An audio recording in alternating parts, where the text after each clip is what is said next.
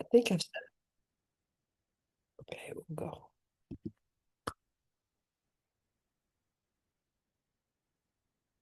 With a wish for all beings to be free,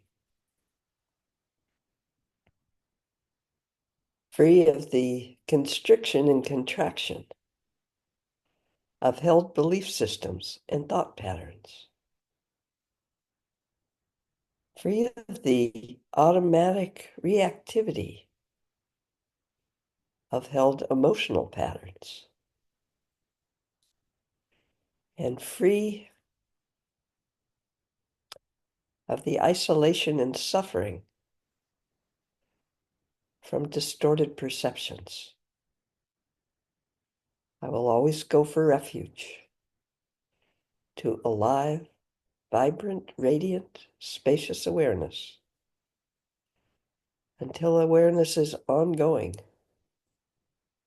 like the flow of a river.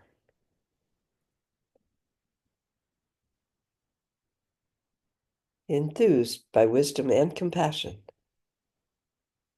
today in the presence of all Buddhas and Bodhisattvas, of any lineage or none, and or any time or beyond time, I generate the mind of full awakening for the benefit of all beings. As long as space remains, as long as beings remain, may I manifest in such a way to ease and dispel the miseries in the universe.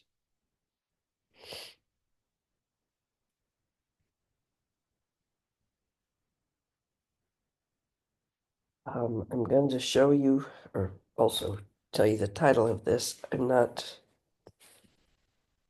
Haven't been familiar and practiced in it enough in different ways to be able to share more of it with you. Plus, this one's kind of a gentle Sunday morning thing that we do. This is called Chenrezig. I don't know if it's translated. I wouldn't be surprised because I think it may have started in French. Chenrezig, Lord of Love, and it is by Bokar Rinpoche, Bokar Rinpoche. And maybe, if I'm clever enough, I'll just type it down here. It is one of the simplest and most direct, I don't know what to call it. I don't want to say explanation. Description of the method of Tantra and Yidams and what Chenrezig symbols mean and things like that. And it's very, very gentle and nice, I find. So let's see, I'm just going to type it in the chat real quick.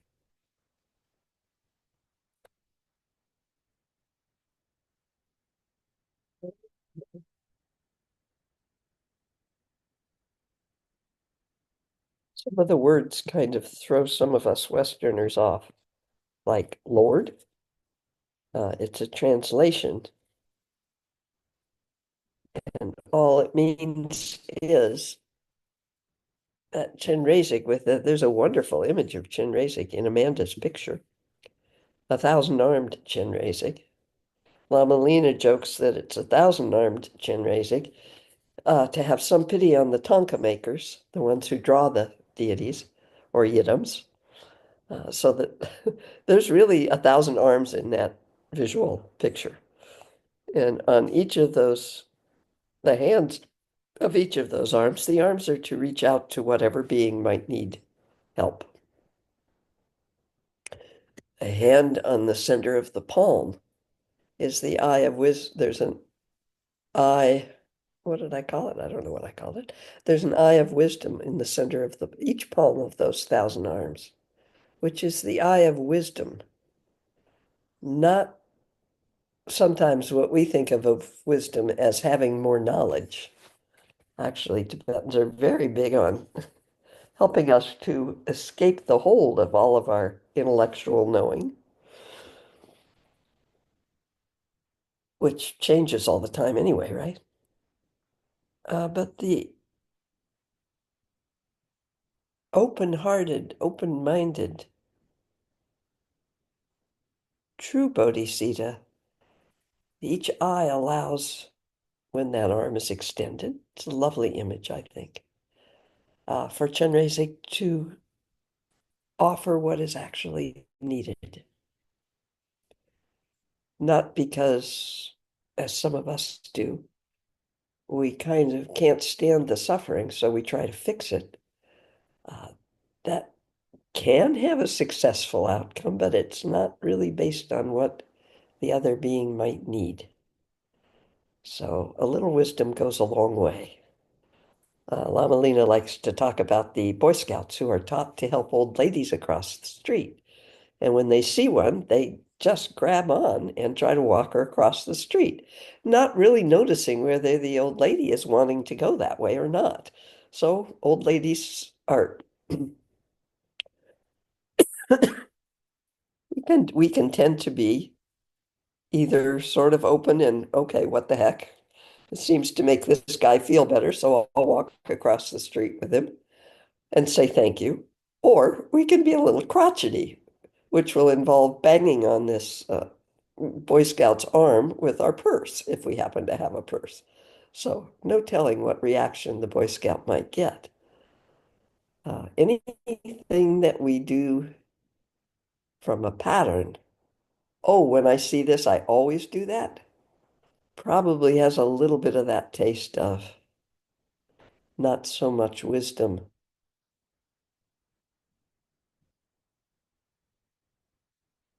I think you've all played with this. Have you ever done something that you thought was such a good idea, was going to be so beneficial, and found that it rebounded in a very unpleasant way because it was not what the person needed or wanted, or, it can happen with an animal when we think we're being so kind. I've watched, and this is without judgment because I don't have this kind of wisdom. I have watched a couple of people with a pet. Um, I don't think that's a good thing to get into, but I'm already in it, so I might as well finish it. And perhaps it was the right thing. I have no idea. It was difficult to watch a pet, particularly a cat that lost all its hair, couldn't eat, could barely move, and was on serious pain meds. And they waited until the cat was ready to die in what they believed, what they sensed. Do I know? No. Those kinds of questions, if we try to find the quote unquote right answer, it gets a little tricky from Bianca to everyone. Poor more. Hang on here. Ah, Eleonora, that's for you.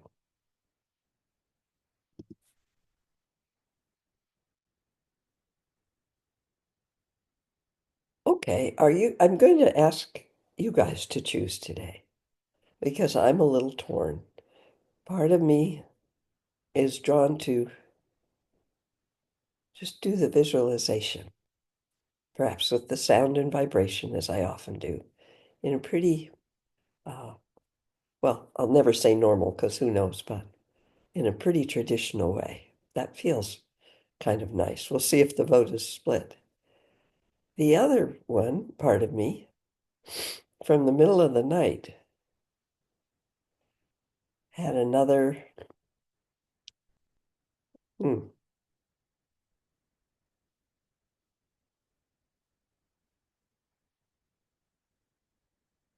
experience or teaching. I'm going to call it a teaching.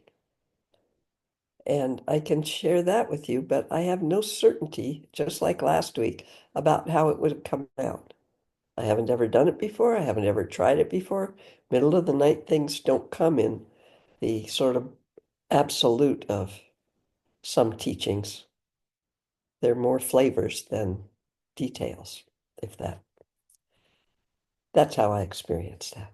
So, all those that would like to have a traditional Chenrezig, can you throw your hand up?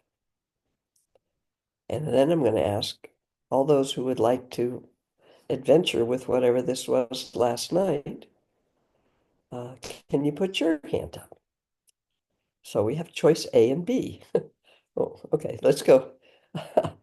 First, let's do A, traditional, it's lively, traditional Chenrezig visualization in. Would you like that today? Oh, Eleonora, would you like that today? Is that what your hand is saying? Okay, good, somebody did. There is some I meant conflict in me. the not the traditional, the new experience. Sorry, the hand was up. I don't know Ah, what. oh, gotcha. All those who would like to wander into B, the unknown one, would you throw your hand up? No, you don't, yeah, just that way. Okay. Well, you guys are nothing if not always game for an adventure. I love that. Okay. All right. Well, let's see what happens.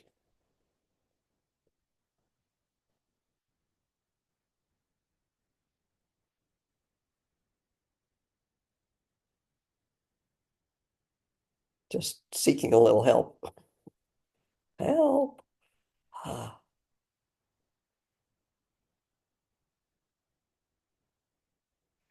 Many of you have been practicing for a very long time, or it's just come naturally to you like a fish swimming in water. That does happen sometimes. Like, um, not very often. For some people, the first teaching is like, oh, finally. Um, this is so, I can just fall right in. Most of us practice over some time and things shift and change and grow deeper and things occur. How's that?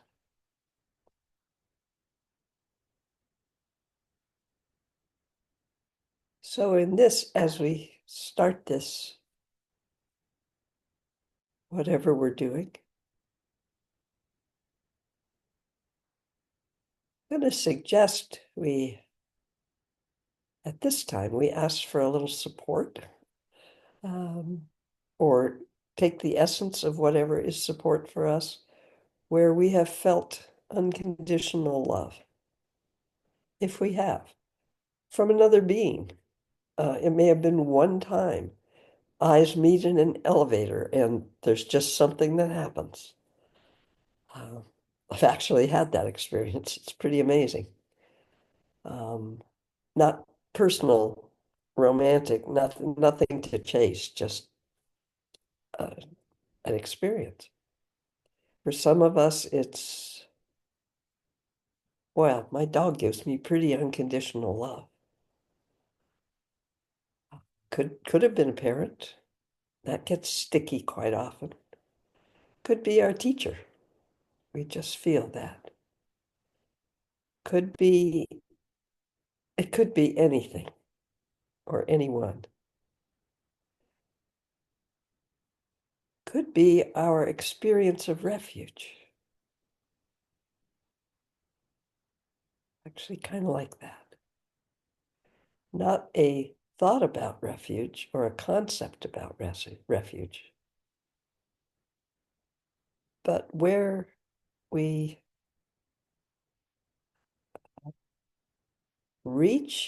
shift our attention when we need help. Again, it can be anything, anyone. We may turn to all the Buddhas and Bodhisattvas of all time, and they're not all Buddhist.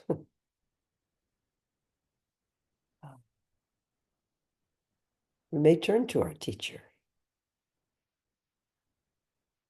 something that we turn to that is of a heart connection.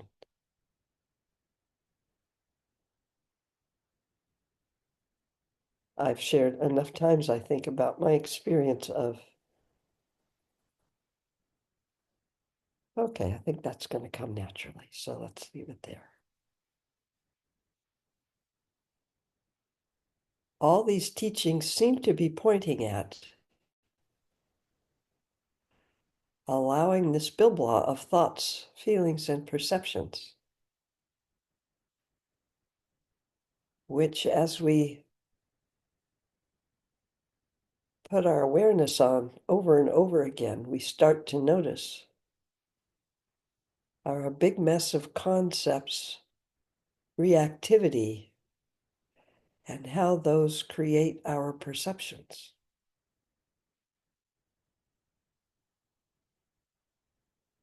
We may try to bang on them, but in my experience, that just makes them stronger.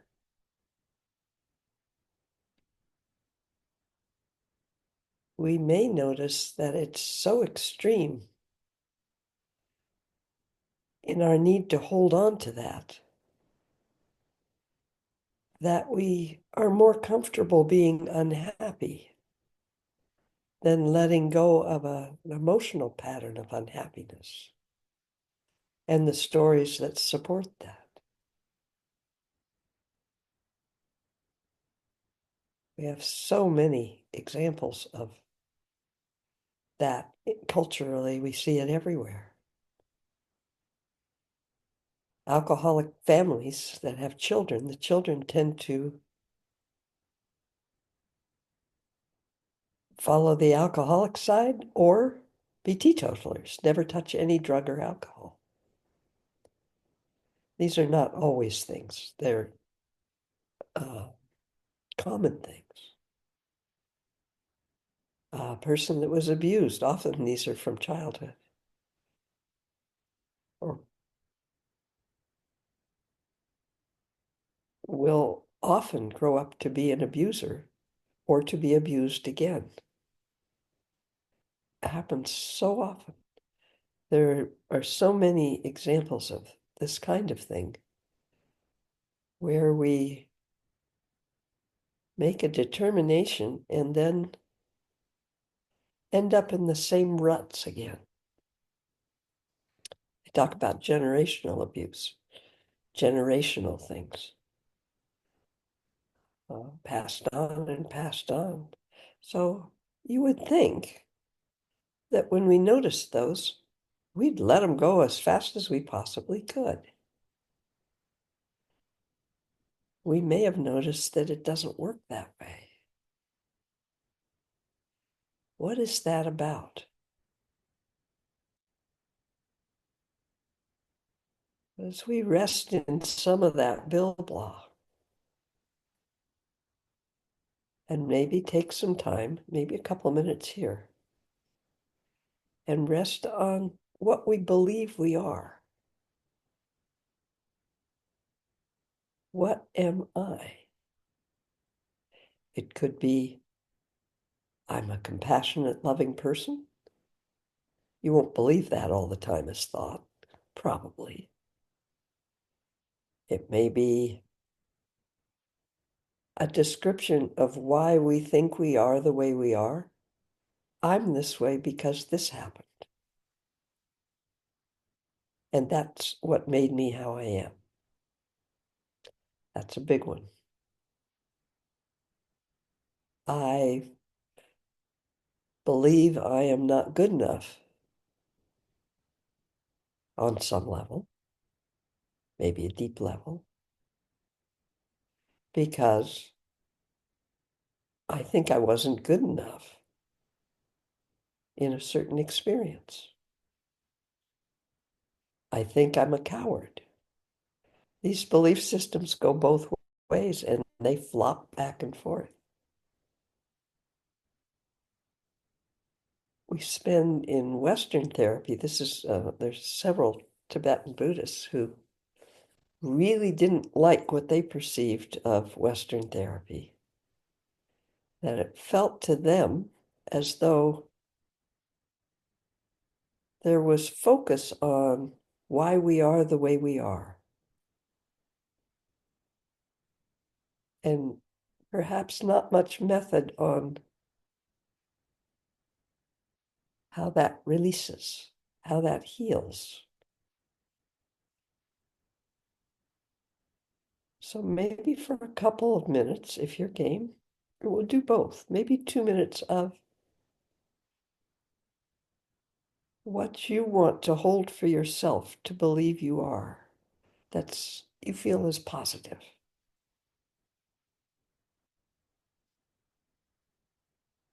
I'm honest. Whatever comes to mind, no editing. Because what we also tend to do is something will come to mind and immediately we'll say, well, that's not true because of blah, blah, blah. No editing, just whatever comes to mind. Rest right there with it. And I'll set our timer and we'll rest there.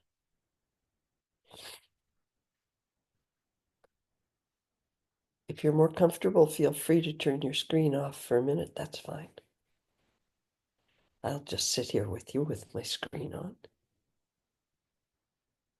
And, oh, are the instructions clear? Everybody have an idea of what we're doing? Okay.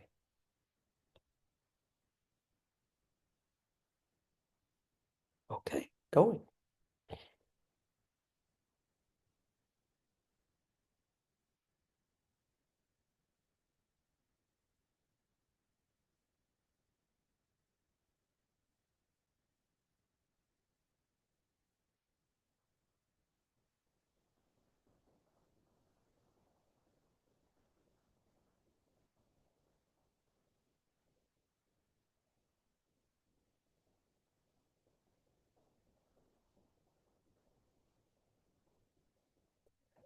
Add something quickly. It may come up as, I think I could be this if I work hard enough.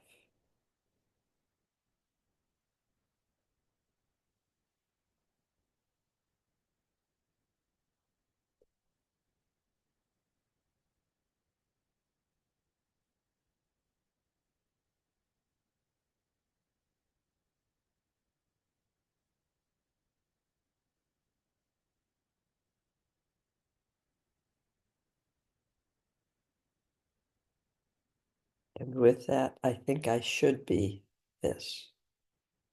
I hope I am.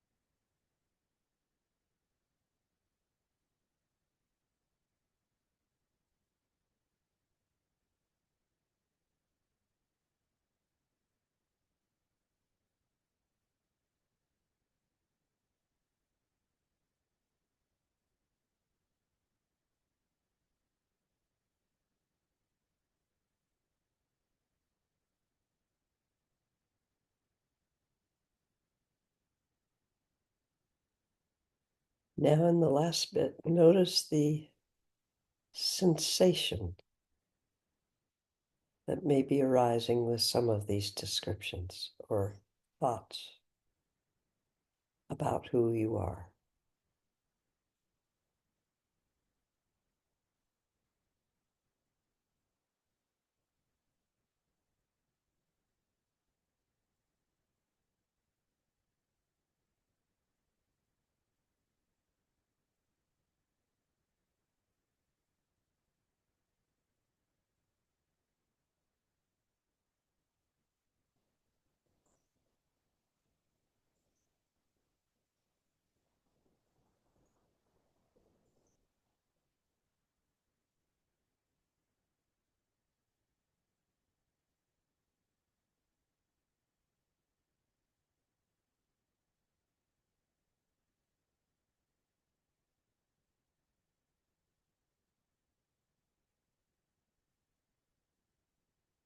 And if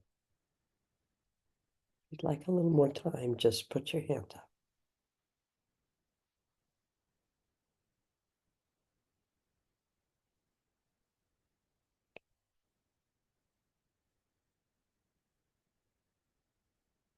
Now let's switch those thoughts to what we may think we are, believe we are, that we may believe is negative. I'm never good enough. Whatever thoughts arise for you. Again, there might be part of you that wants to argue with that. Just let it be for a minute.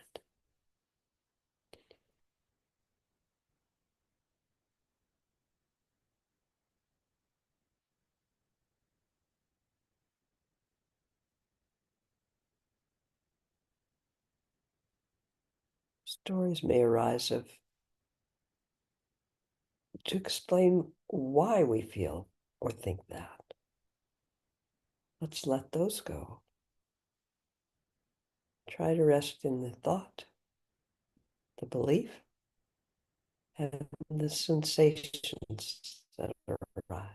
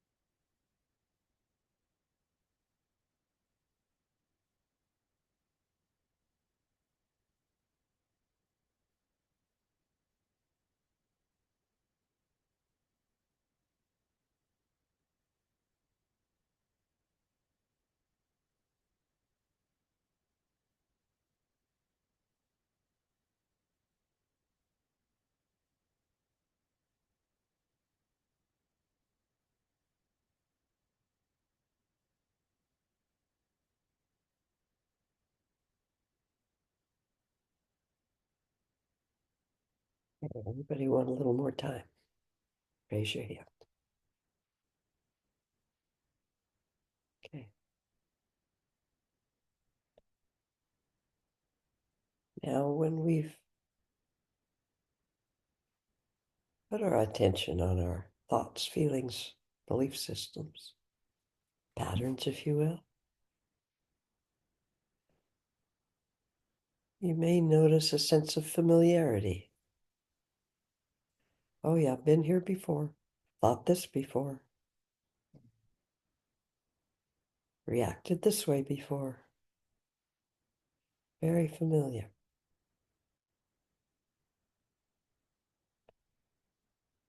Now imagine if you have a teacher, or imagine a teacher, and you ask them with your total open heart, please, will you help me open to these patterns so they may dissolve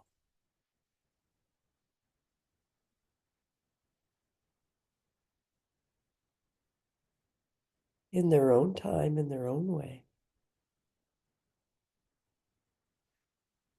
And again, if you choose to do that, notice whatever reaction you may have to that, the idea of opening to your teacher in that way.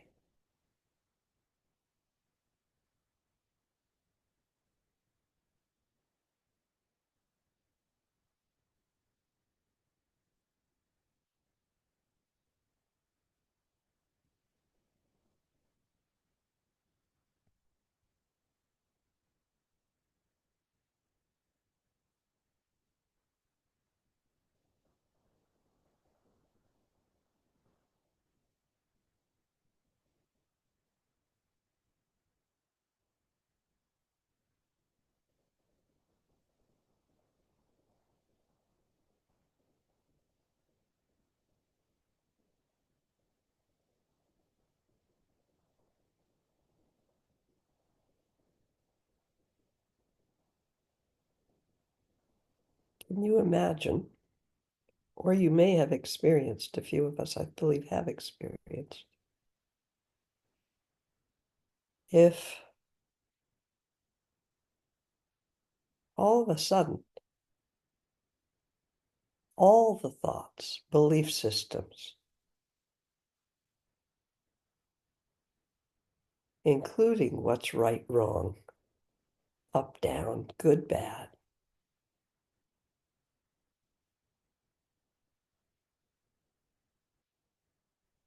instead of coming up as they often do for us in my experience, as kind of an ongoing dialogue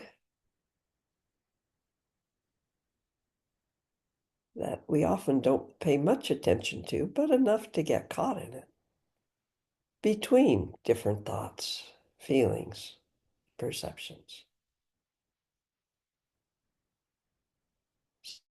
Sometimes caught to wherever we are in that moment, we are absolutely sure that's the way things are. Even though the next day we may experience the opposite, then we're absolutely sure that's the way it is. But there's still something going on. Now imagine if it all falls away at once.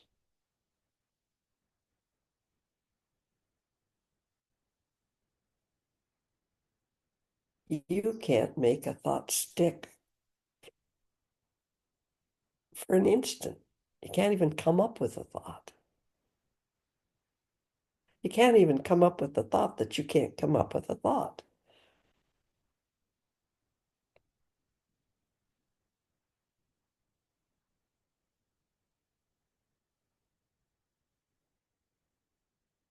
That wonderful or secure feeling, not wonderful. The security provided by that whole conceptual thought thing is gone, even if it was unpleasant. It's familiar and it's gone. You don't have a thought about who you are. No idea. And at the same time, or maybe first,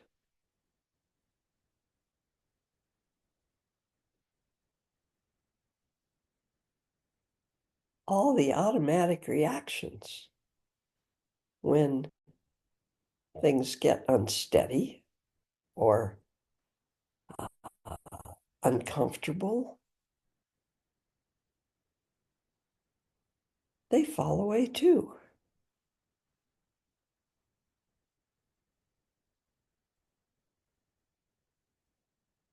You can't bring up a bit of anger and self-righteousness at anything. You can't bring up anything about those you love that you believe or that you even think you feel or even feel. You can't find anything at all. No thought, no feeling. You can't even have the thought, I have no idea who I am.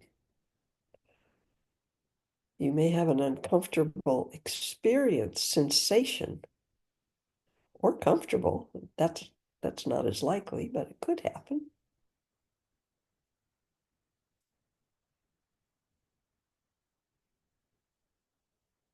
Thing, everything falls away.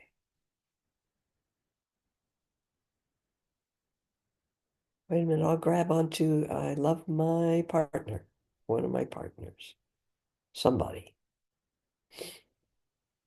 I'll grab onto, I love my grandchildren. I'll grab onto, I love my dog. Okay, at least that's something I could find some comfort in.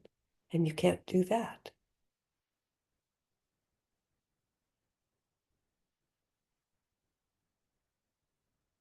Well, this is unexpected.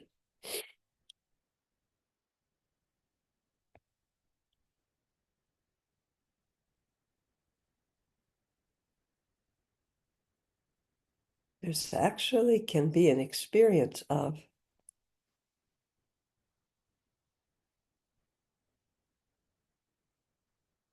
all those patterns, Bill Blah, being no different than any other person's. Stick with people for a minute. Patterns. And that we're all just walking around as these patterns. But now yours are gone.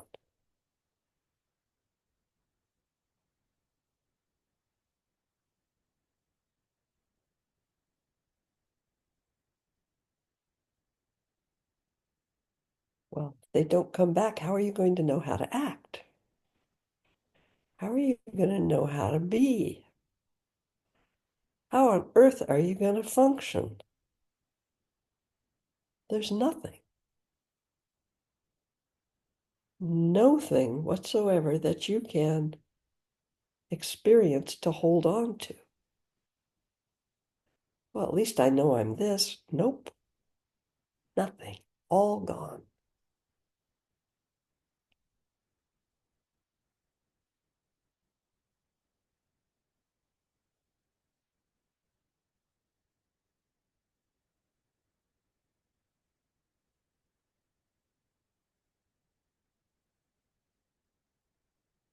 There may be different for everyone. I have not met someone for whom this is comfortable.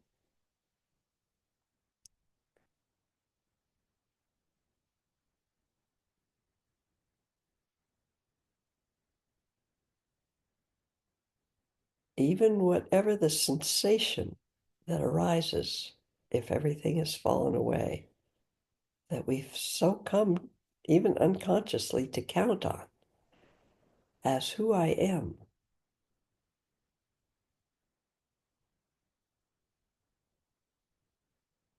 the sensation is actually indescribable.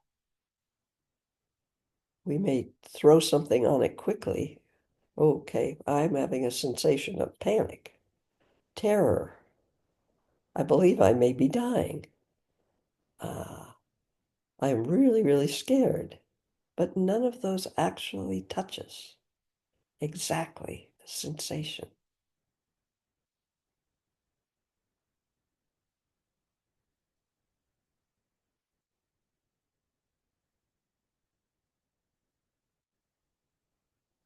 You may notice that story come up. Wait a minute, how am I going to be? How am I going to act? How am I going to...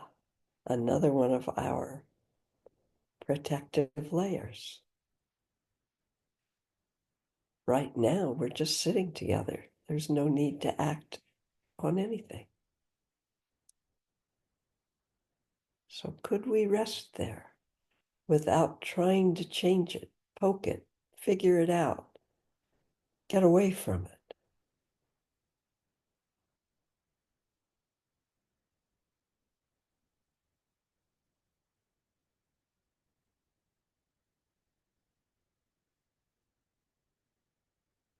We may start to have a knowing that somehow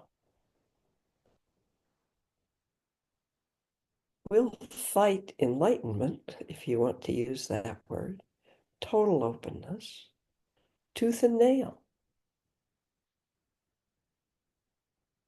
with everything we have, every tool, every pattern. You'll notice yours. They'll be yelling, probably. They may be yelling. So what then?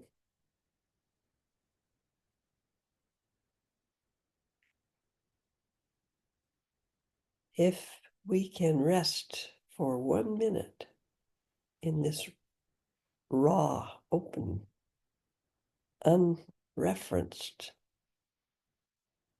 experience,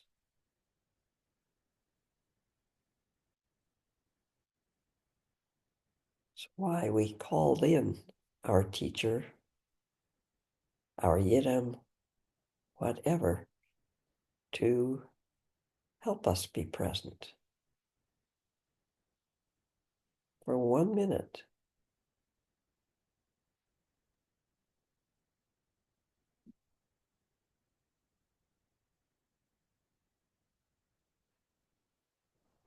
Before we need to distract ourselves with anything. Funny movie, game on my phone, doesn't matter. A walk, something, and the movement is good. It's okay. Once this box is truly opened, we may temporarily be able to get a lid back on it, but never in the same way again.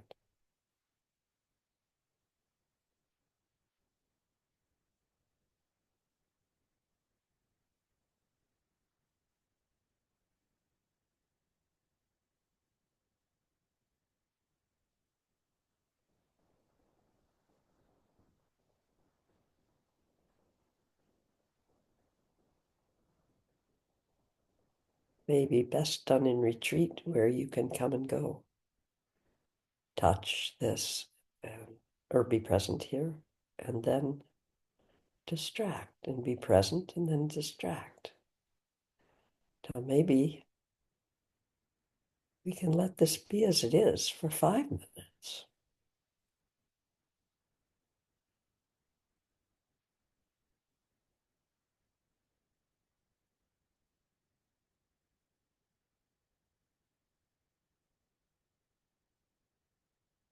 Ten minutes.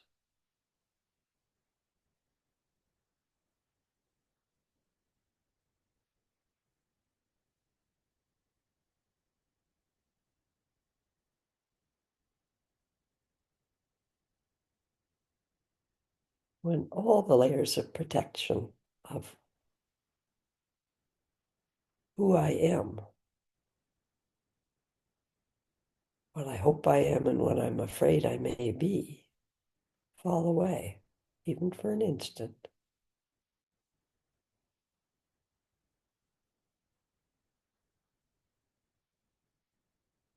All kinds of labels get used to point at it. Survival instinct, yelling, primal scream, big hairy monster. It's Lama Lena's.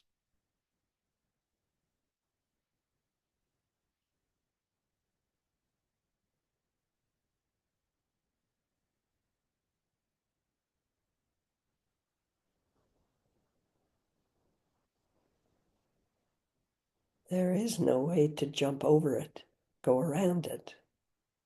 Can try to wall it off again.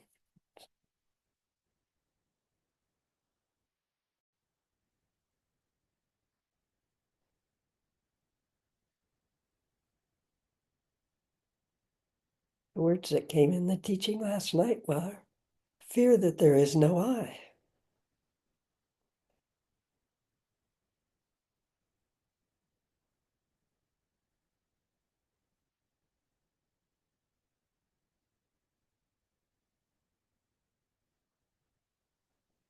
How will I function?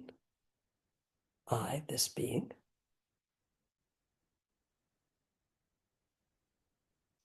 For some, this feels like dying. And in some ways, it is the death of the certainty of an individual I, which for most of us, even if it's uncomfortable, we don't like it, it's depressing, it's whatever that I is for us. Maybe it's fun a lot of the time. Letting it go is not easy.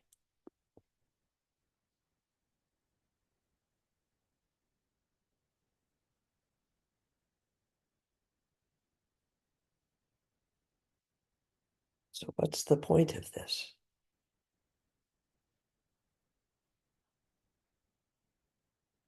Perhaps when we find ourselves desperately holding on to something about ourselves, one of those reasons we are how we are, one of those stories about why we are what we are. And we do hold them, almost all of us. Maybe our heart will open a little more towards ourselves. Wow. That is a strong need.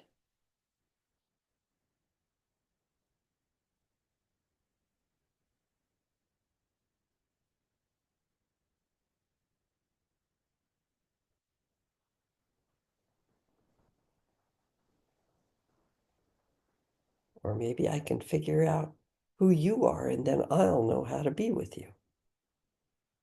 All of that.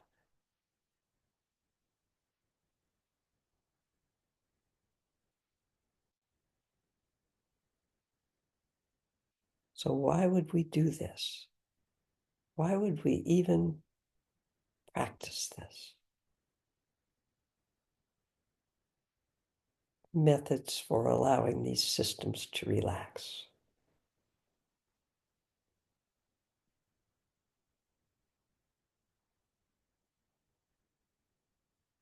The good news is the potential is there to recognize the whole system for what it is.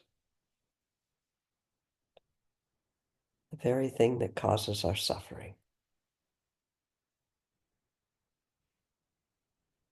In its desire to just control, change, adjust, anything but accept.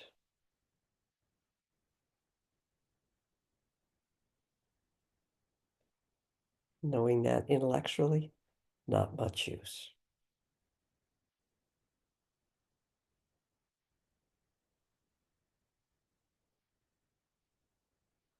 Good news is there is a potential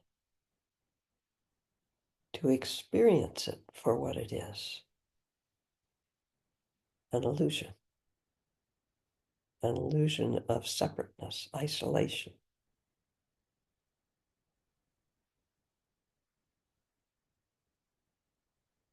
Bill blah of descriptive concepts, reactive feelings.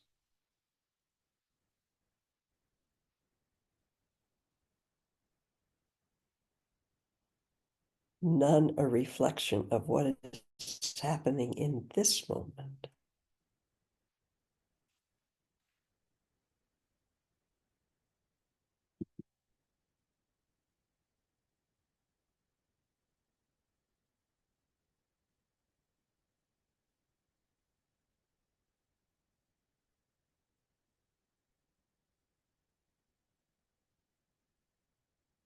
We experience the illusion of that. There is the potential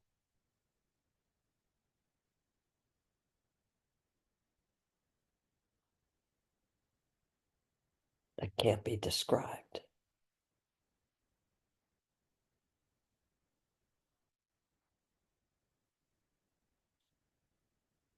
Lots of words are used, bodhicitta, real bodhicitta as it is, interconnectedness, all kinds of wonderful things. Words, but the experience is indescribable. And most of us will grab lots of our personality, not so much personality as our Bill Blah back, let's call Bill Blah, because it's comfortable, even if we don't like it, even if we're always trying to change it, or we're telling ourselves we're trying to change it. I can be better. I can be kinder. Those are all great intentions. I'm not knocking them. You are the essence of kindness, openness.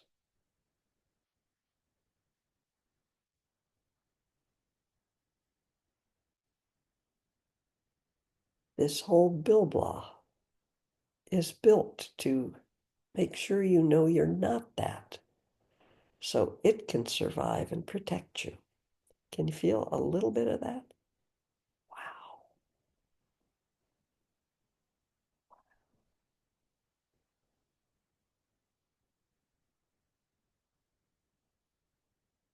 Strong.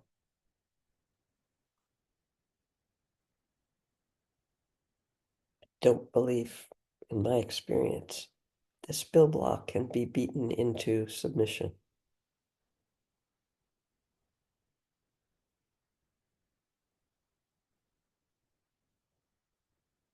I have mentioned a lot of times the line from a Pema Chodron. It's only in Lion's Roar when she talks about the 6 kinds of loneliness.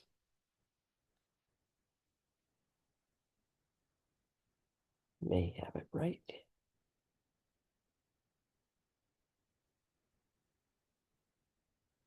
Just once I might like to get the quote exactly right.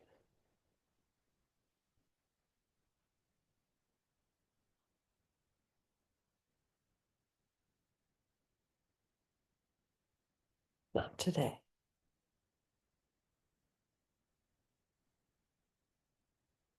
When you fully experience no reference point, pointing at what I'm trying to point at, the collapse of the Bill Blah, no reference point, no I am this. This caused this. All of it. I think it's James Lowe that calls it the mask.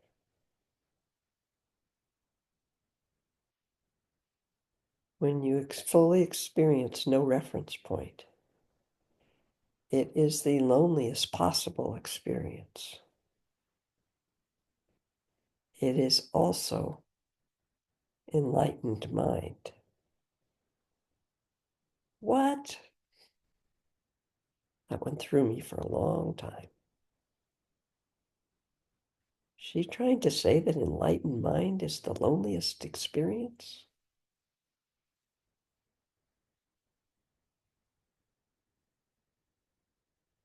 No. From the perspective, if you'll pardon the expression, of, feel it if you can, from the perspective of the Bill Blah, no reference point is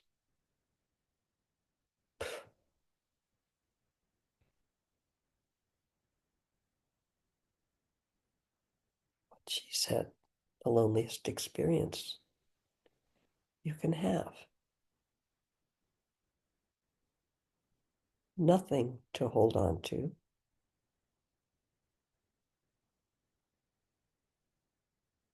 That is from the perspective of the describer. That whole Bilblah attached as a veil between us and experience.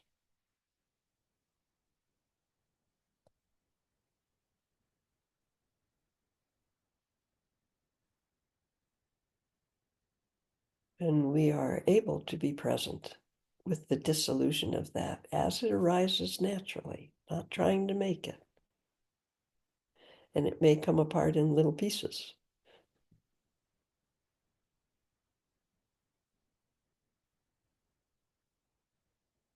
From the lack of perspective, perspective, from the lack of perspective, as there's no one to perceive from any particular point of view. That is enlightenment.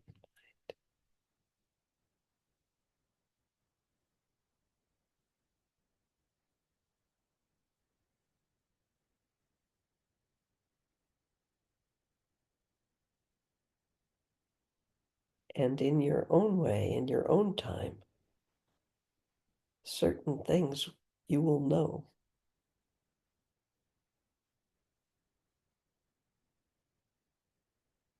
In your own words, in your own, I don't know what the right word is.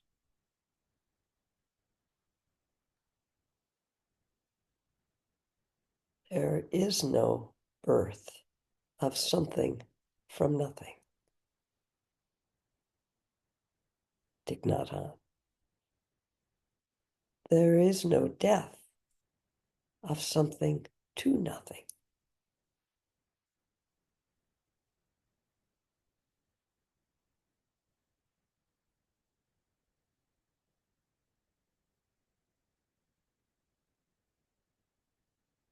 We can rest as a waveform, if that helps.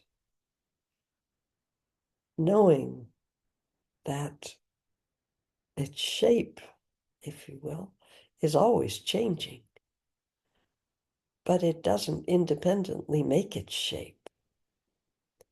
Its shape has always been, it's always been a wave. Shape is changing all the time. And it has never for an instant been separate from the ocean. Thich Nhat Hanh. When a wave realizes it's water, that's enlightenment for a wave.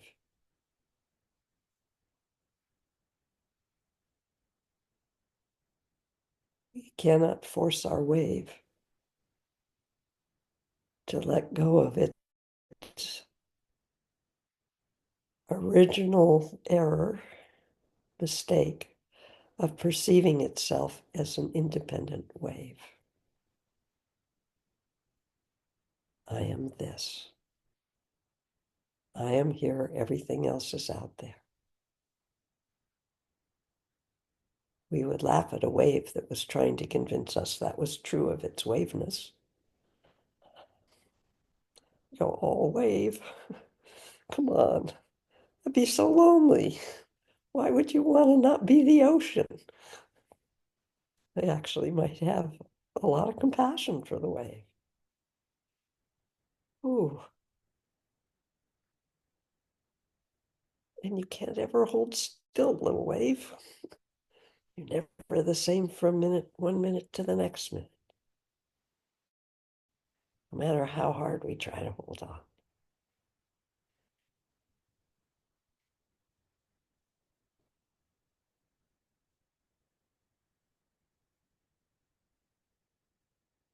And we today for a moment have a sense of all the beings, whether we think they're jerks or they're good people or they're bad people or they're whatever. They're caught in their bilblah.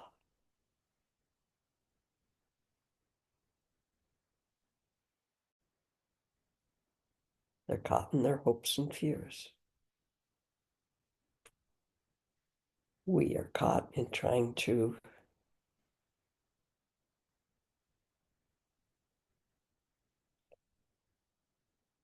get things to be comfortable for us. Okay, I can rest here for a moment. But if you've noticed, those moments of rest, those moments when Lama Lena calls it all our ducks are lined up in a row and everything's just fine, they never last because they're part of the moving. They feel really cool. Oh, maybe I finally got it. I finally got things how I need them. Nope. We always have that bit of dissatisfaction, don't we? Well, maybe this could be better. Hard thing to let somebody into, but let's do it anyway. We may feel a great. Can you imagine? The word is used as compassion. There is no word. Without a duality.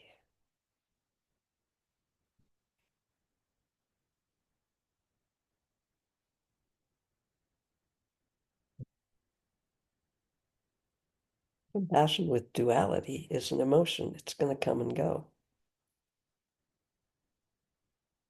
Whatever, there is no word for it. Well, there is. Bodhicitta, as it truly is. No duality.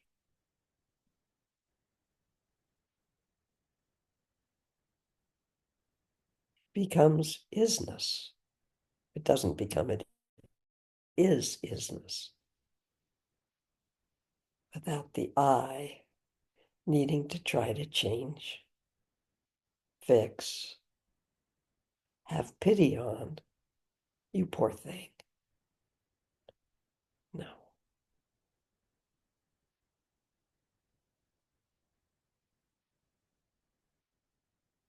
So I am moved to say for any of us today that are able to touch what I can't put into words.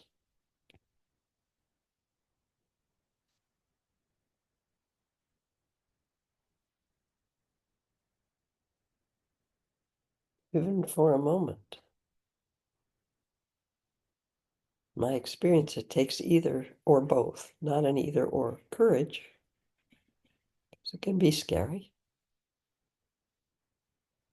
or exhaustion. I'm just tired of trying to hold this all together.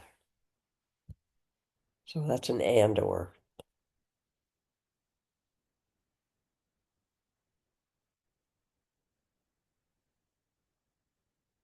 Or an and, not an or.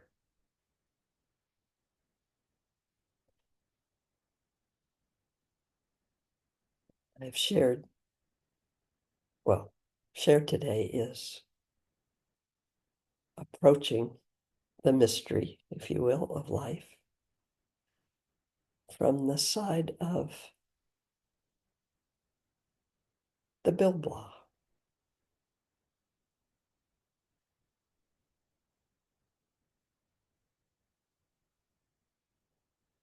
The reactive feelings, the thought patterns, the perspectives that we think is I. This can also be approached from sitting in open, spacious emptiness as many of us perceive that or are that. Again, words are tricky. When we've leaned too heavily into it and the experience of life, sometimes through great loss,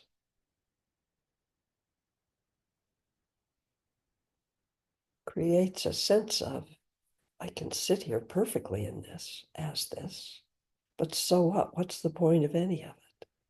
Who cares? If you have that experience from that side,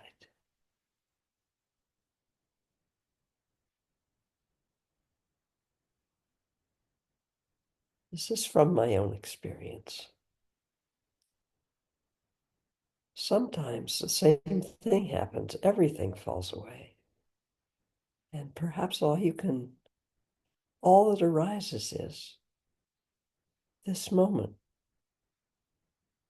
What does my heart want? My body, they're not separate.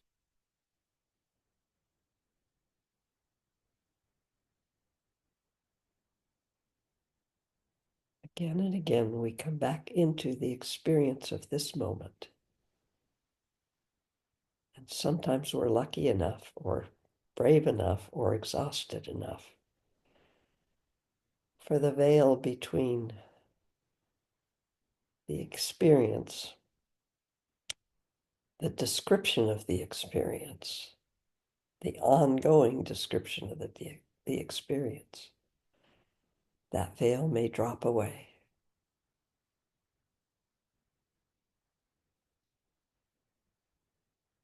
I can tell you my certainties in my words.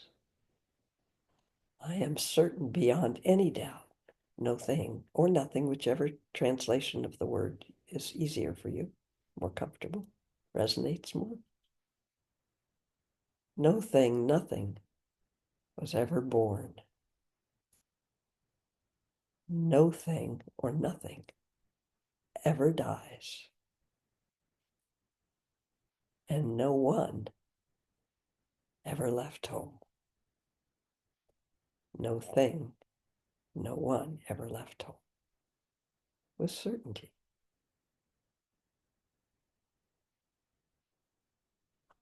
I can tell you with a deep knowing, even though I experience loneliness, sometimes what I might call loneliness, I'm absolutely certain, a knowing, deep knowing, it's an illusion.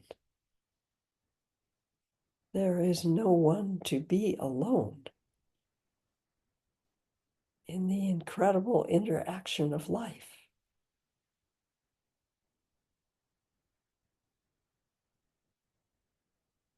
Sometimes I think that experience is another layer of protectiveness to bring us back inside that Bill Blah. But I don't know.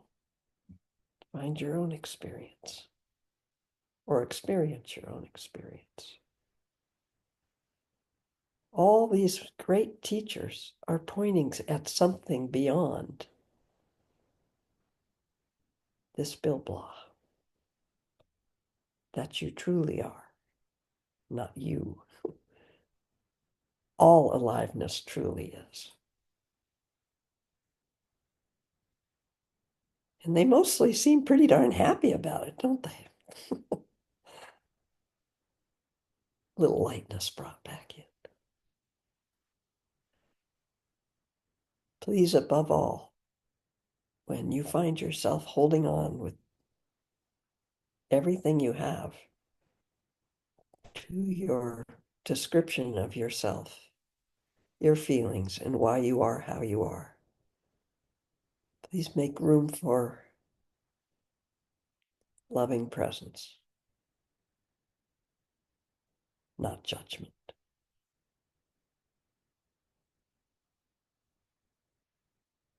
And ask yourself the question, maybe What if there is no I? The way this being thinks I experience it.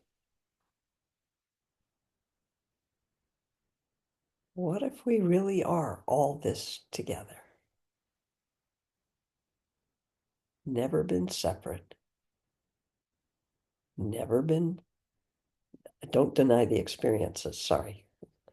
Yes, we all have experienced loneliness and probably will again, yes.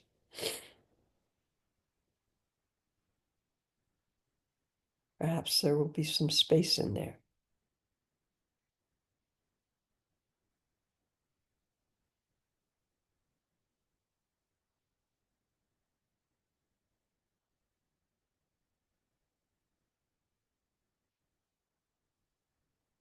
So easy to turn away from, amazing. From habit.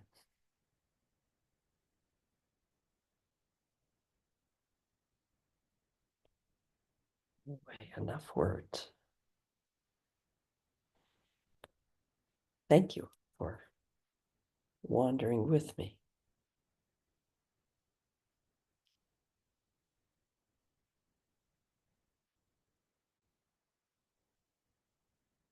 My gratitude for coming together, all of us,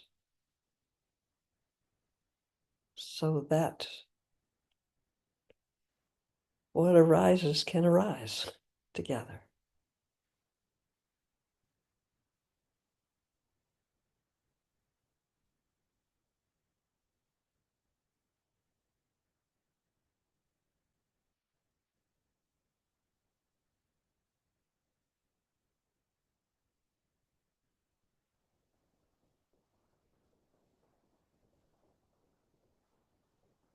May our heart and mind open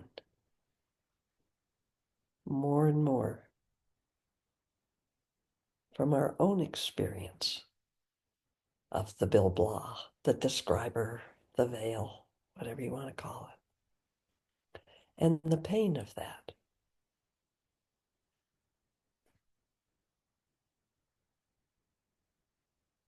Ouch.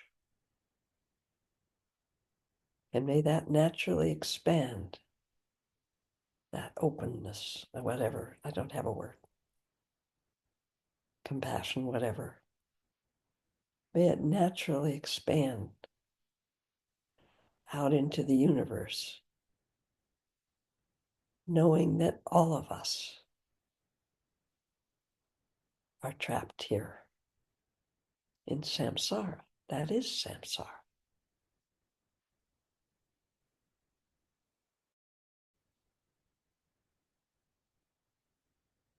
May that openness radiate out and touch all beings until we all experience and know